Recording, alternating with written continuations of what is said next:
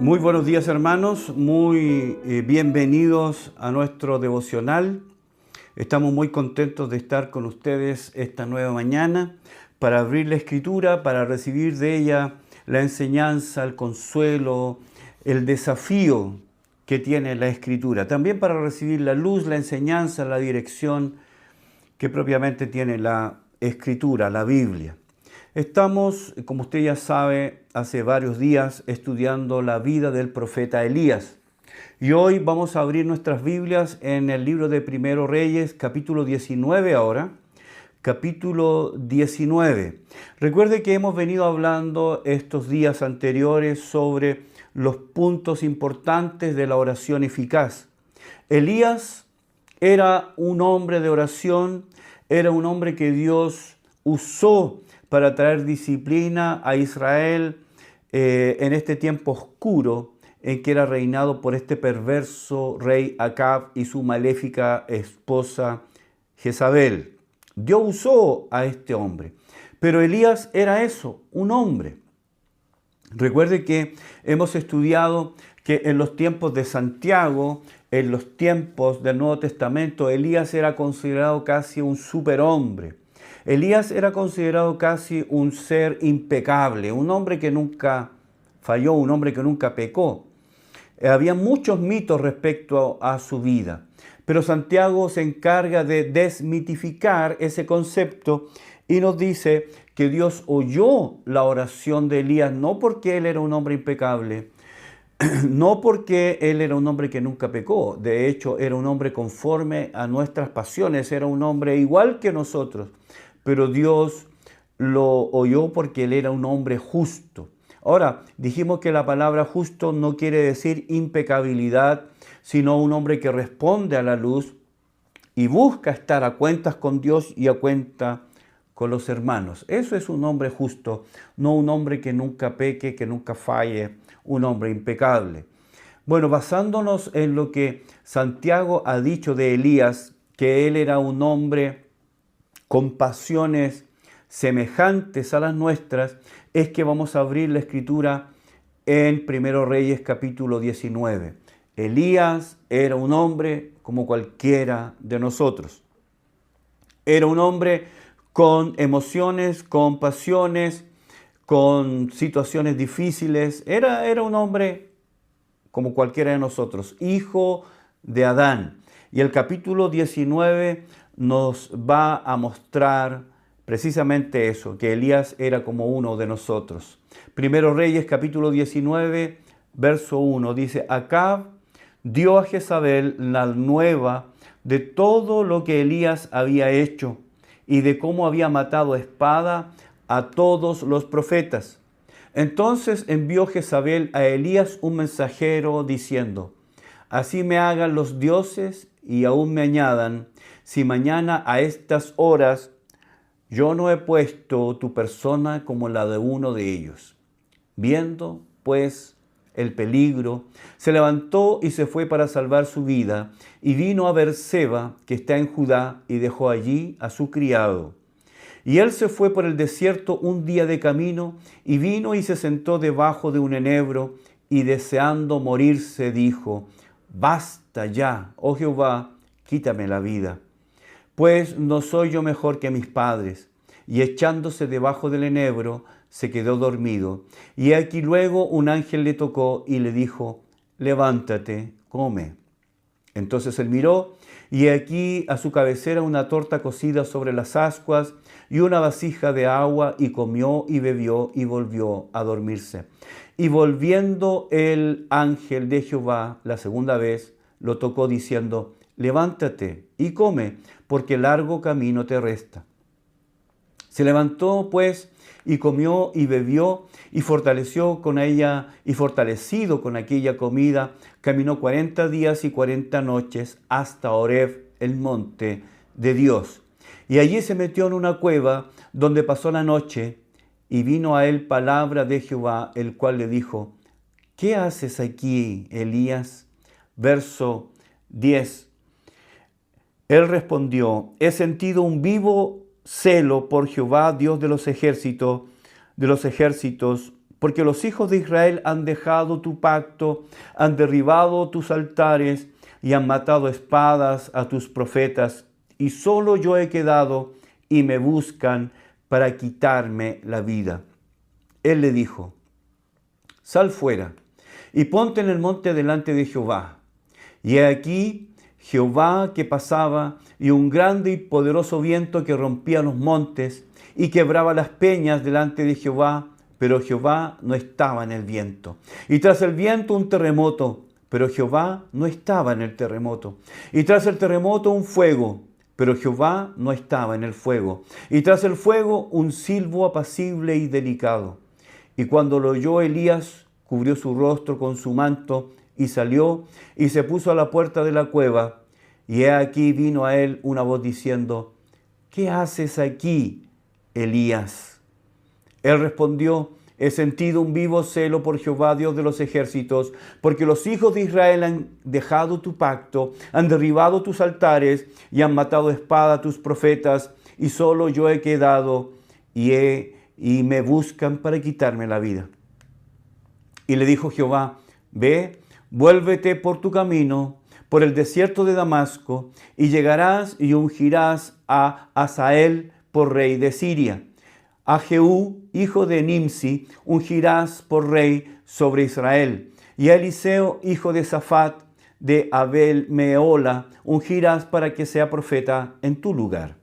Y el que escapare de la espada de Hazael, Jehú lo matará. Y el que escapare de la espada de Jehú, Eliseo lo matará.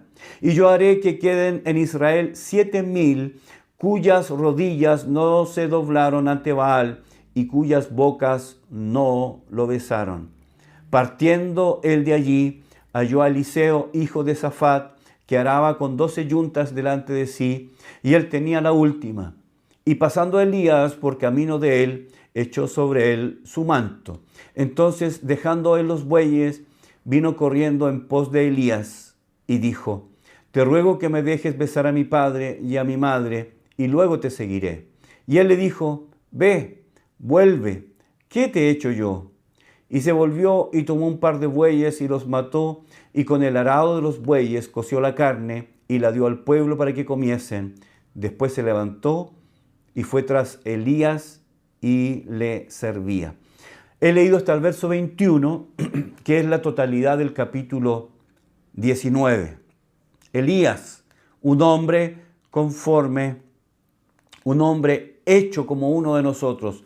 Él es un hombre sujeto a pasiones igual que nosotros. El 13 de enero de cada año,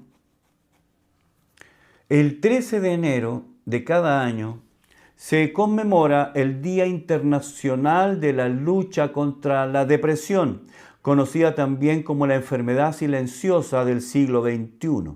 Esta enfermedad del ánimo afecta a cerca de 350 millones de personas en todo el mundo, lo que representa el 19.5 veces la población de todo Chile. 350 millones de personas en todo el mundo sufren de depresión en diferentes grados. Y como dije, eso representa casi 20 veces la población de todo Chile.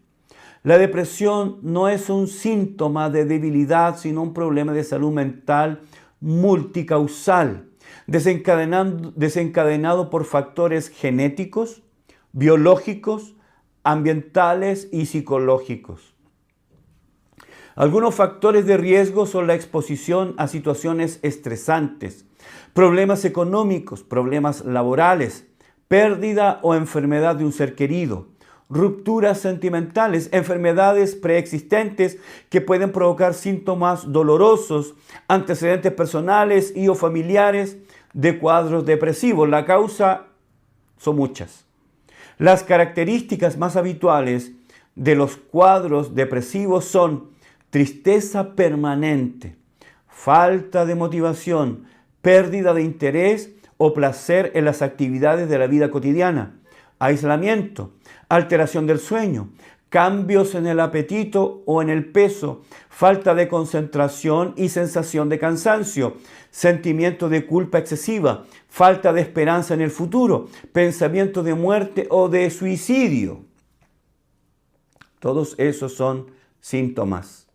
La depresión afecta sin distingo a hombres y a mujeres, jóvenes y viejos, ricos y pobres, ignorantes y sabios, famosos y personas comunes.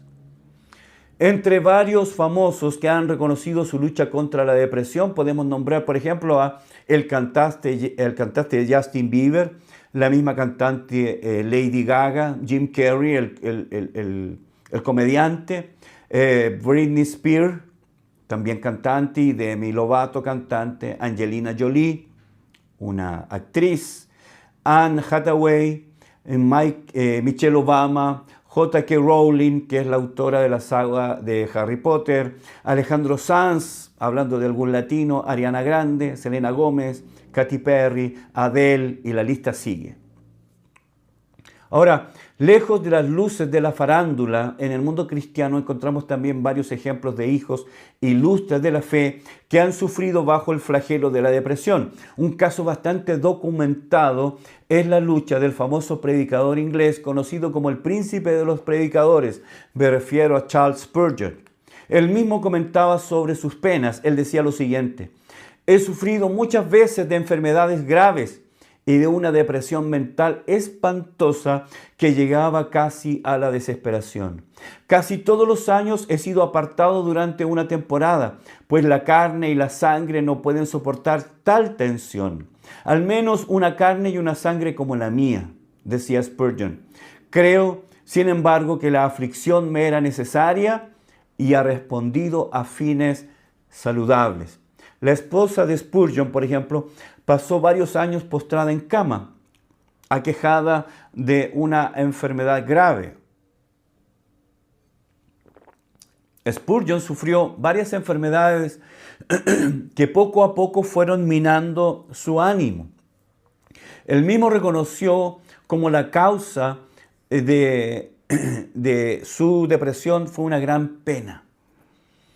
Un acontecimiento que le causó un gran dolor, un hecho que aconteció mientras él predicaba.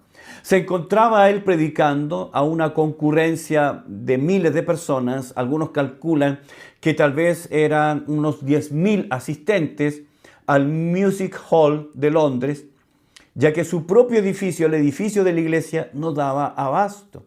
Así que ellos decidieron hacer la reunión en el Music Hall ahí de Londres.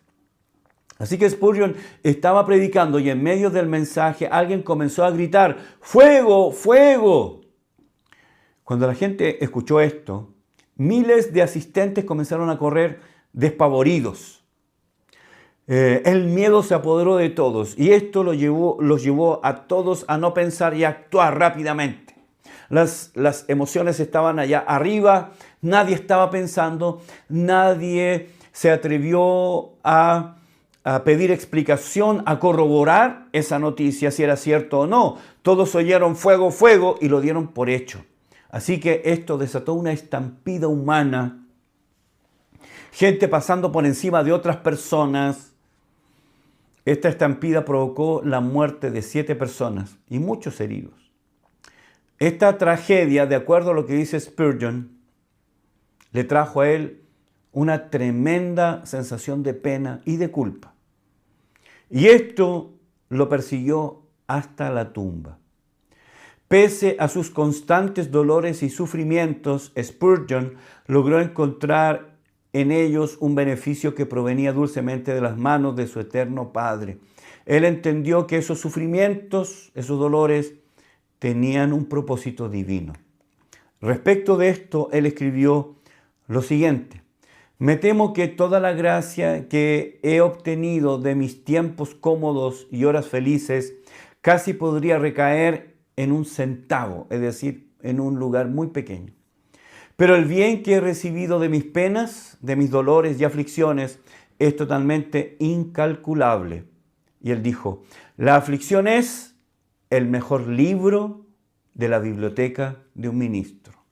Tremendas palabras. Otro grande de la fe, conocido como el padre de las misiones modernas, que también fue aquejado por la depresión, luchó contra la depresión. Me refiero al famoso misionero en la India, William Carey.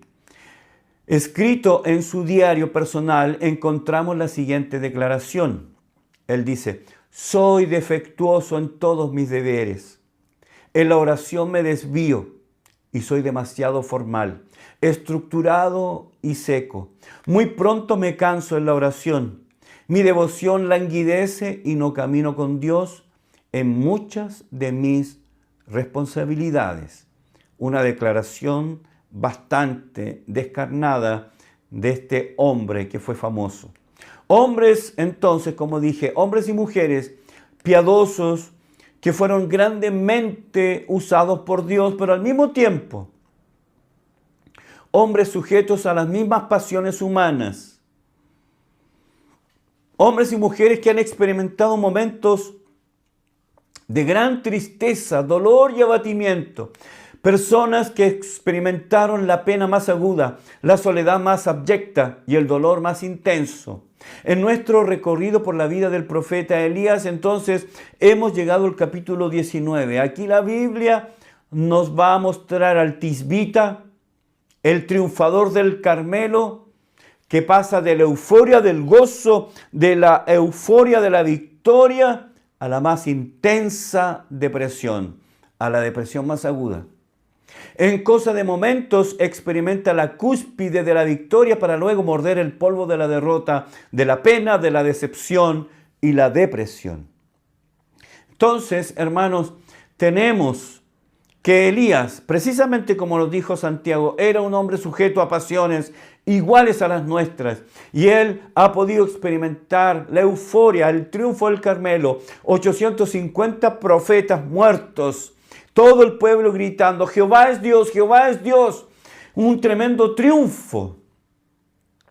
Para luego darse cuenta, para luego chocar con una realidad dura y darse cuenta que ese pueblo que ovacionó al Señor pronto dejaría y que ahora su vida está en peligro.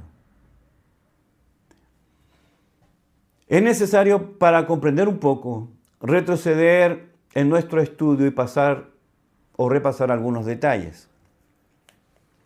Elías ha vencido a los profetas de Baal, ya lo he dicho, en un duelo. Dios contestó la oración, el fuego cayó, tremendo milagro. El pueblo, sorprendido, grita: Jehová es Dios, y le da respaldo al profeta. Elías está eufórico. 3 años, 6 meses, escondido, orando, buscando a Dios, recibiendo la provisión de Dios para mantenerse con vida en medio de una escasez atroz. Luego de eso, Dios le envía a enfrentarse con Acab y lo desafía, y desafía en realidad a sus profetas ahí para un duelo en el monte Carmelo, duelo que el Señor Jehová ganó. El paganismo ha sido derrotado, el culto a Jehová ha sido restaurado en su mente. Pero vamos a ver lo que nos dice el texto en 1 Reyes 18:46. Y la mano de Jehová estuvo sobre Elías, el cual ciñó sus lomos y corrió delante de Acab hasta llegar a Jezreel. Consideremos algunos detalles que el texto asume como conocidos. Se nos dice que la mano del Señor estaba sobre Elías. Es una forma de decir que el favor de Dios estaba con él y que había recibido su respaldo. ¿Qué haría usted si supiera que cuenta con todo el respaldo y el favor divino? ¿Qué haría usted si sabe que lo que haga Dios lo va a respaldar, que ya lo ha respaldado con ese fuego que cayó sobre esa ofrenda? ¿Qué haría usted? ¿Qué haríamos al saber que cuento con un cheque en blanco del Banco del Cielo? ¿Qué haría usted? El profeta se sabe respaldado por Dios. Sus emociones están al tope. Tanto que corrió delante del carro del rey hasta llegar a Jezreel. O sea, estaba emocionalmente motivado. Algunos han calculado que desde el monte Carmelo hasta Jezreel hay una distancia más o menos de 40 kilómetros. Es casi una maratón. Es decir, que Elías estaba tan radiante, tan rebosante, lleno de éxtasis. La adrenalina estaba corriendo a raudales por sus venas. Las emociones al tope. Y todo eso lo capacitaron para correr esa distancia de 40 kilómetros delante del carruaje del rey sin ningún problema. Con toda seguridad su mente estaba llena de expectativas positivas. La noticia del fuego cayendo sobre el altar y ahora la fuerte lluvia han puesto de manifiesto que Jehová es Dios y no Baal. Seguramente en su mente él construyó un castillo, que finalmente resultó ser un castillo en el aire, pero fuera un castillo construido por imágenes en donde veía a Israel arrodillado confesando el pecado de idolatría, mirando con dolor en su corazón la malvada Jezabel, tal vez también confesando sus pecados a Jehová, teniendo un arrepentimiento verdadero. Tal vez en su mente él se imaginó muchas cosas. Seguro que en la mente de Elías albergaba mucho, pero nada había más lejos de la realidad que lo que él iba a encontrar. Y eso es uno de los más grandes problemas de la vida cristiana. Se llama expectativa. Y expectativa no cumplida. Tenemos expectativas que muchas veces Dios no cumple. Hacemos en nuestra mente imágenes, creamos ideas, tenemos etcétera, etcétera. Y nos encontramos con la realidad. Expectativas no cumplidas. Y eso fue un choque para Elías. Una expectativa no cumplida se conoce como el maracanazo. Este evento ocurrió el 16 de julio del año 1950. Ese día se disputaba la final de la Copa del Mundo. En ese entonces la copa en disputa era la Copa Jules Rimet. El partido final fue entre las selecciones de fútbol de Brasil, que era local, y ampliamente, la verdad, amplísimamente favorito, que incluso con un empate lo convertiría en el ganador del Mundial. Por otro lado estaba la sencilla, modesta, bastante modesta selección de Uruguay. El partido se realizó en el Estadio Maracaná de Río de Janeiro. Se calcula que 200.000 personas repletaron el estadio. Todos vestidos con la camiseta verde amarilla y llenos de expectación para ver a su selección coronarse campeón del mundo en Brasil. Las razones eran obvias para tanta expectativa y optimismo.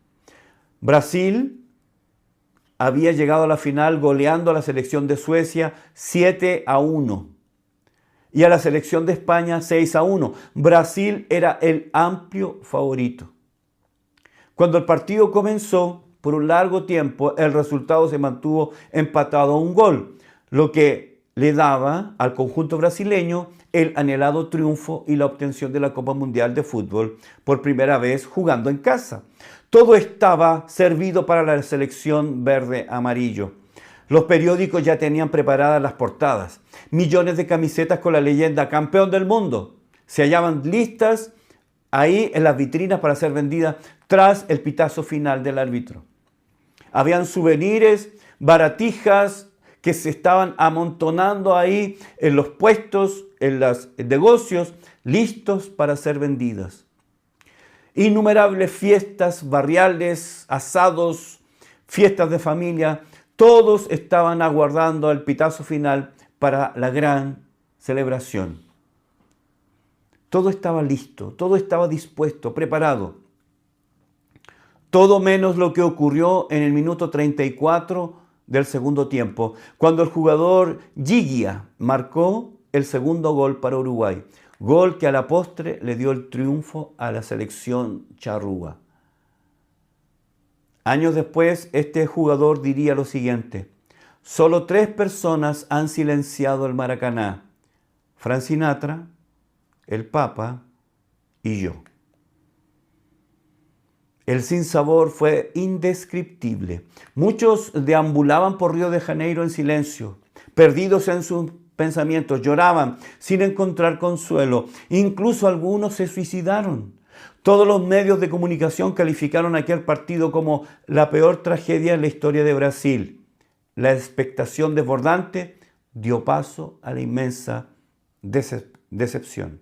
Expectativas no cumplidas causan depresiones grandes, causan mucho daño.